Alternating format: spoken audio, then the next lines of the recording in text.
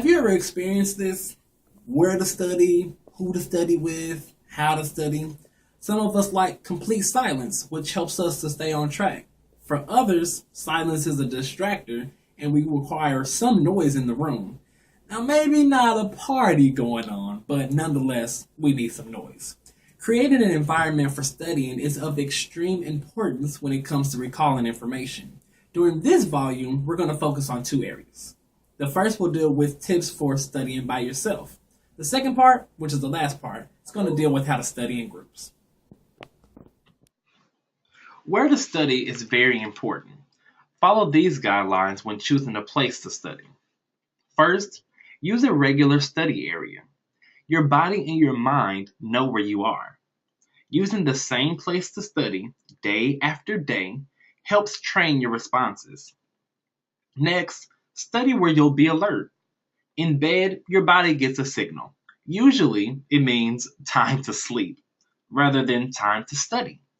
Easy chairs and sofas are also very dangerous. Lastly is to use a library. These are designed for learning. The noise level is low and the light is nice. Easy study place. But I know it can be hard to dictate what others do.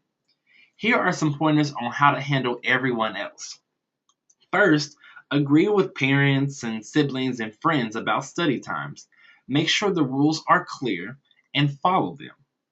Next, get off that phone. It's the ultimate interrupter. Turn off your phone or put it on silent while you're studying. Next is to learn to say no. Some people feel like it's rude to say no to a request, but it's fine when it's done courteously. Next is to hang a do not disturb sign on your door. Easy enough, right? Get ready the night before. If you need to call someone first thing in the morning, write the numbers down and leave them by your phone.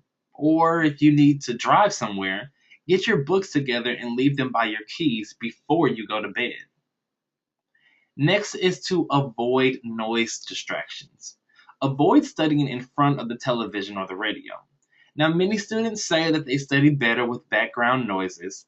Others say they work well with carefully selected musics. And others just prefer silence. Try to schedule studying at a time when your living environment is fairly quiet, or leave and go to that library I talked about. And then lastly is to notice how others misuse your time. Be aware of people who do this often. Avoid them while you're studying if you can. And if you can't, be sure to send a clear but polite message to your friends or family who are keeping you from getting your work done. So that's what it deals with you. But let's say you have to work in a group. It's inevitable. If you haven't done so already, you will in the near future, whether it's in high school or college.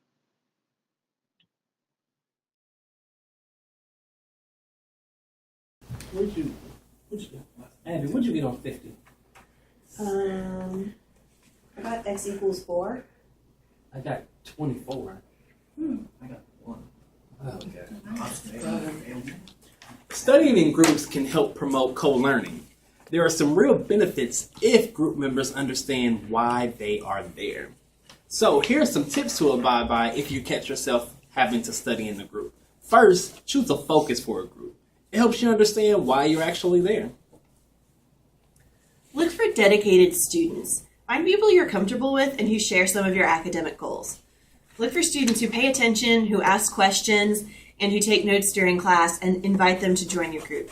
Another way to create a study group is to post a note on your bulletin board asking interested students to contact you. Set an agenda for each meeting. Set approximate time limits for each agenda item and determine a quitting time.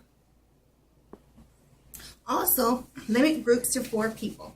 Did you know that research on cooperative learning indicates that 4 people is an ideal group size? Anything larger than that could be hard to manage. Hold a planning session. Ask 2 or 3 of your friends to get together for a snack and talk about group goals, meeting times, and other logistics. Do a trial run. Test the group first by planning a one-time session. If that session works, plan another. If all of those sessions work, then you can start to schedule regular meetings.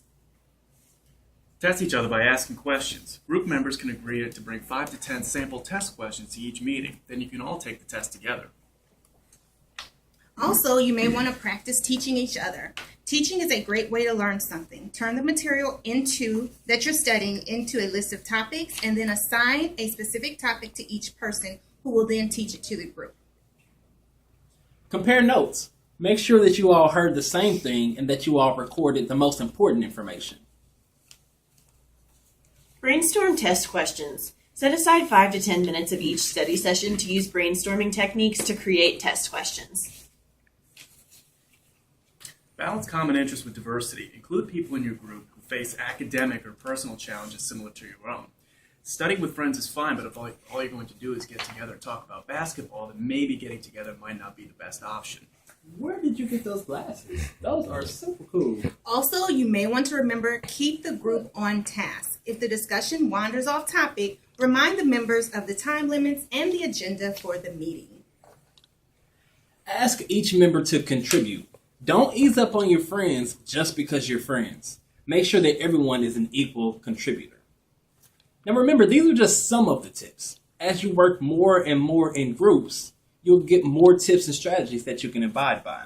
What's important is that no matter how you are studying, make sure that you create an environment that's conducive to learning. I have negative 5,000 vision. I failed, Matt.